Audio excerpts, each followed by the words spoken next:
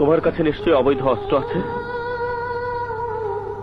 ভালো হয় তুমি যদি আমাকে একটা গুলি করো, একেবারে এখানে, তাহলে সব জ্বালা যন্ত্রণা থেকে মুক্তি পাবো।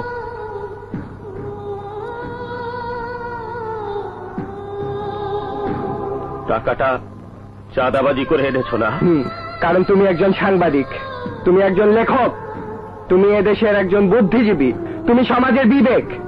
তুমি যেদিন অসুস্থ হয়েছিলে সেদিনই উচিত ছিল এদেশের সরকারের তোমার চিকিৎসার সমস্ত খরচ বহন করা। বহন করেছে? করেছে? করে নাই, করে নাই, করে নাই। তুমি এখন বিনা চিকিৎসায় ঘরের মধ্যে ঢুকে ঢুকে মরছো।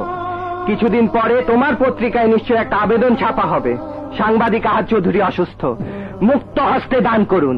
ভিক্ষা, ভিক্ষা, ভিক্ষার টাকা দিয়ে সাংবাদিক আহাদ চৌধুরীর চিকিৎসা হবে? ভিক্ষার টাকা চাইতে চাঁদার টাকা ভালো না? কি পেয়েছো তুমি? কি দিয়েছো আমাদের? তুমি বলেছিলে যেখানে যাব তোমার নাম বললে সব দরজা খুলে যাবে। তোমার নাম বলেছিলাম বলে সেদিন পুলিশ আমাকে নির্মম ভাবে পিটিয়েছিল। আমি জীবনেও সে মারের কথা ভুলতে পারবো না আব্বা, জীবনেও ভুলতে পারবো না। আহাদ চৌধুরীর ছেলে না হলে আমার জীবনের এই পরিণতি হতো না আব্বা। আমি একটা কথা ভেবে অবাক হচ্ছি, তুমি কিভাবে ভাবতে পারলে সাংবাদিক আহাদ চৌধুরীর চিকিৎসা হবে চাঁদার টাকায়? আব্বা, আপাতত এটা রাখো, চিকিৎসা হও, ভালো হও, ভালো হলে না হয় টাকাটা ফেরত দিয়ে দিও। মারুফ, আর একটা কথাও বলবে না। মারুফ, চলে যাও এখান থেকে, আর কোনদিন এ বাসায় আসবে না। তুমি আমার ছেলে, এটা আমার জন্য লজ্জা, এটা আমার জন্য ঘৃণা।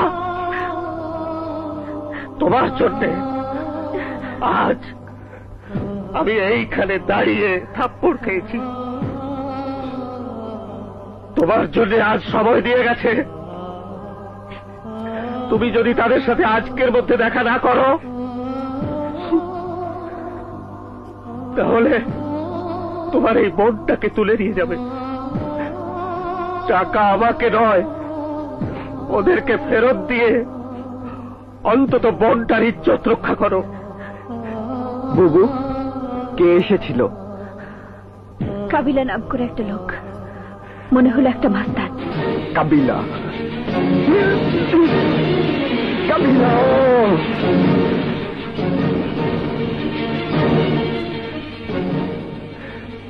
আব্বা, আমি চলে যাচ্ছি।